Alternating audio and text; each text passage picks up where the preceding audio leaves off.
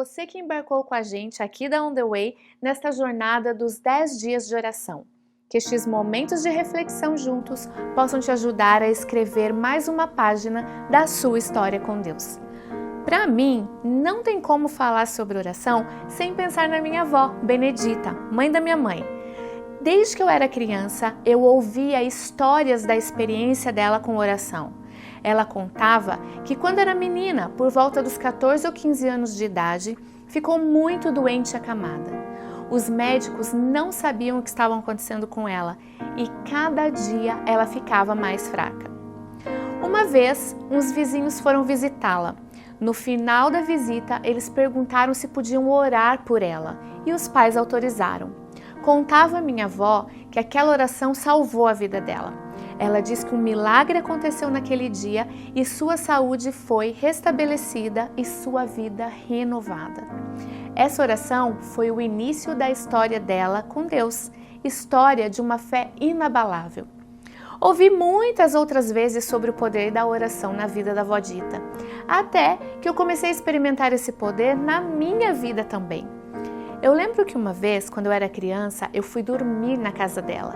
Era uma casa grande com muitos quartos e eu dormiria sozinha num quarto. Eu me lembro que depois de alguns minutos que as luzes da casa se apagaram, eu me desesperei e gritei: "Vó, vem aqui, por favor!" Ela veio correndo e logo foi perguntando o que tinha acontecido. Eu disse que estava com medo de dormir sozinha e com medo do escuro. Ela sorriu e foi logo dizendo: "Medo por quê? Não há razão para ter medo." Ela disse que havia acabado de fazer uma oração pedindo proteção para aquela noite. Com um sorriso no rosto, ela disse que além do meu anjo da guarda, ela já havia pedido para que Deus enviasse 4 anjos, um para cada canto da casa. Disse que tinham asas grandes, eram altos e carregavam espadas de fogo nas mãos. Disse que eu poderia dormir tranquila, porque nenhum mal chegaria perto daquela casa. Eu não consigo distinguir se o que mais me chamou a atenção naquela noite foi a descrição que ela fez dos anjos ou a certeza, a fé que ela tinha que Deus havia ouvido a oração dela e por isso ela dormiria tranquila. Aprendi a lição cedo. Entrega teus medos, tuas aflições, tuas angústias nas mãos dele. Num outro momento da minha vida, saí do país para fazer trabalho voluntário, lá no meio da África. Quando me despedia dela, pedi: "Vó, por favor, ore por mim." Ela disse: "Pode ficar tranquila, vou orar todos os dias." Eu fiquei 1 ano fora e quando voltei de férias, fui logo visitá-la. Após o abraço e o "está tudo bem com você?", ela foi logo falando para mim: "Eu orei por você todos os dias, não falhei nenhum." Que alegria saber que alguém estava intercedendo por mim o tempo todo. Eu sentia como se tivesse um escudo me protegendo. Em meio a tantas alegrias, tristezas, vitórias e até medo, eu tinha certeza que pelo menos uma pessoa estava intercedendo por mim todos os dias. A oração aproxima, alivia, traz paz. E isso acontece porque através delas agarramos as mãos daquele que nos sustenta. Existem diversos tipos de oração. A oração secreta, que é aquela quando abrimos o coração a Deus.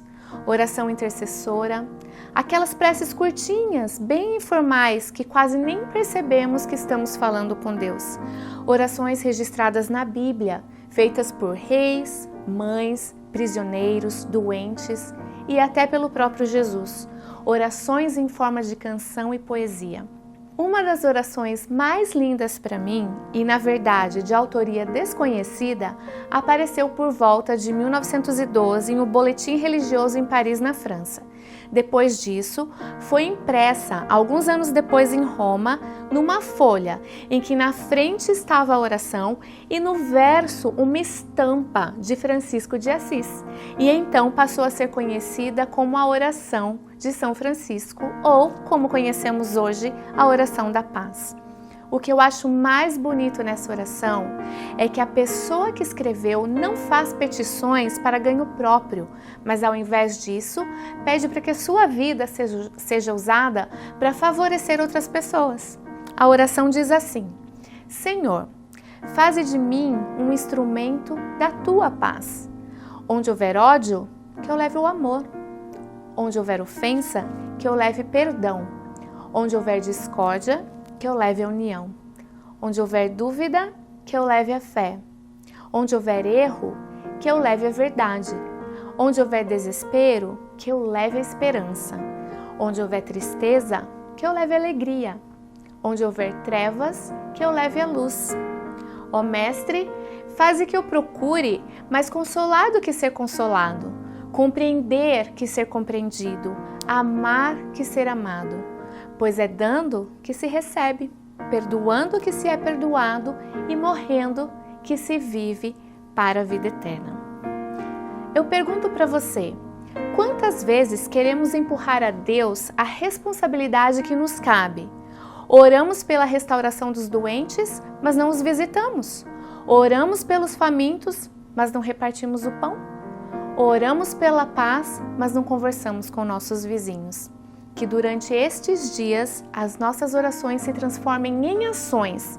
Clamemos juntos pela paz, amor, perdão, união, fé, verdade e a esperança que só Deus pode nos dar. E assim seremos instrumentos dele aqui nessa terra. E você, já falou com Deus hoje? Já orou por alguém? Com alguém? Então esta é a sua chance. Ore comigo neste momento. Senhor Deus, muito obrigado pelo privilégio que nós temos de falarmos e ouvirmos a sua voz através da oração. Senhor, que esses dias sejam uma bênção na vida de cada um de nós e que possamos também, ó Deus, transformar as nossas orações em ações e assim cuidar dos teus filhos e filhas nessa terra. Obrigado porque o Senhor nos ama.